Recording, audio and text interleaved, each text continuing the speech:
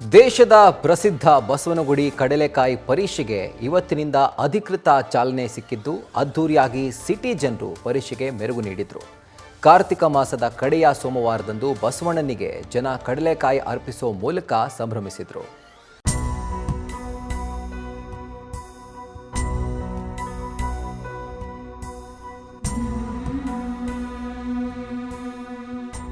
ಆಹಾ, ಅದೇನ್ ವೆರೈಟಿ ಕಡಲೆಕಾಯಿ. ಗುಡಿಯಲ್ಲಿ ವಿವಿಧ ಹೂವಿನ ಅಲಂಕಾರ, ಕಡಲೆಕಾಯಿ ಅಲಂಕಾರ, ಸಿಂಗಾರಗೊಂಡಿರೋ ಬಸವಣ್ಣ, ತುಂಬಿ ತುಳುಕ್ತಾ ಇರುವ ಜನಸಾಗರ, ಇವೆಲ್ಲಾ ದೃಶ್ಯಗಳು ಕಂಡು ಬಂದಿದ್ದು ಬಸವನಗುಡಿಯ ದೊಡ್ಡ ಗಣಪತಿ ದೇವಸ್ಥಾನದಲ್ಲಿ.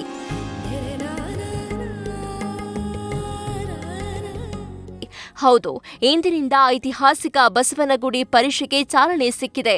ಮುಜರಾಯಿ ಇಲಾಖೆ ಸಚಿವ ರಾಮಲಿಂಗಾರೆಡ್ಡಿ, ಸಂಸದ ತೇಜಸ್ವಿ ಸೂರ್ಯ, ಶಾಸಕ ರವಿ ಸುಬ್ರಹ್ಮಣ್ಯ, ಉದಯ ಗರುಡಾಚಾರ್ ಸೇರಿದಂತೆ ಹಲವಾರು ರಾಜಕೀಯ ನಾಯಕರಿಂದ ಬಸವನ ಮೂರ್ತಿಯ ಕಡಲೆಕಾಯಿ ತುಲಾಭಾರ ಮಾಡುವ ಮೂಲಕ, ಜೊತೆಗೆ ಜೀವಂತ ಬಸವಣ್ಣನಿಗೆ ಹುಲ್ಲು ಹಾಕುವುದರ ಮೂಲಕ ಈ ಬಾರಿ ಪರೀಕ್ಷೆಗೆ ಚಾಲನೆ ದೊರಕಿದೆ. ಬಳಿಕ ನೆರೆದಿದ್ದ ಜನರಿಗೆ ಕಡಲೆಕಾಯಿಯನ್ನ ನೀಡಿ ಬೆಂಗಳೂರಿನ ಇತಿಹಾಸ ಪ್ರಸಿದ್ಧ ಬಸವನಗುಡಿ ಕಡಲೆಕಾಯಿಗೆ ಪರೀಕ್ಷೆಗೆ ಅಧಿಕೃತ ಚಾಲನೆ ನೀಡಲಾಯಿತು. ಮತ್ತು ಈ ಬಾರಿ ವಿಶೇಷ ಏನು ಅಂದರೆ ಟ್ಯಾಕ್ಸ್ ಹೋದ ವರ್ಷ ಇದ್ದಾಗ ಈ ವರ್ಷ ಕೂಡ ಟ್ಯಾಕ್ಸ್ ಇಲ್ಲ. ಯಾಕಂದರೆ ಟ್ಯಾಕ್ಸು ಸುಮಾರು 2,500-3,000 ಅಂಗಡಿಗಳು ಬರುತ್ತಿಲ್ಲಿ.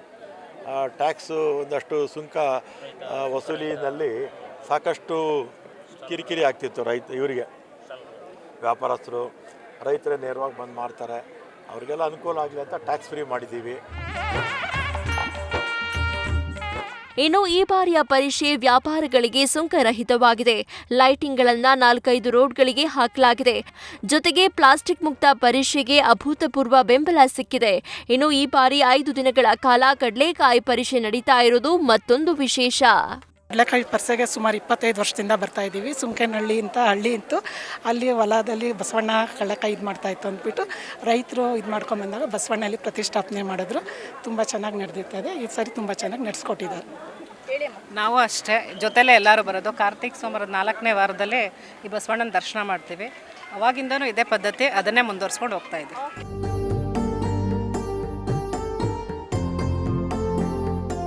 ಇನ್ನು ಸಾಕಷ್ಟು ಭದ್ರತೆ ವ್ಯವಸ್ಥೆ, ಸಿಸಿಟಿವಿ ವ್ಯವಸ್ಥೆ, ಲೈಟಿಂಗ್ಸ್ ವ್ಯವಸ್ಥೆ ಜೊತೆಗೆ ಮೂಲಭೂತ ಸೌಕರ್ಯ ಸೇರಿದಂತೆ ಯಾವುದಕ್ಕೂ ಕೊರತೆ ಉಂಟಾಗದಂತೆ ಅದ್ಭುತವಾಗಿ ಆಯೋಜನೆ ಮಾಡಲಾಗಿದೆ. ಹೀಗಾಗಿ ಇಂತಹ ಹಳ್ಳಿ ಸೊಗಡಿನ ಪರೀಕ್ಷೆಯನ್ನ ಯಾರೂ ಮಿಸ್ ಮಾಡ್ಕೋಬೇಡಿ. Aviraj, news first, Bengaluru.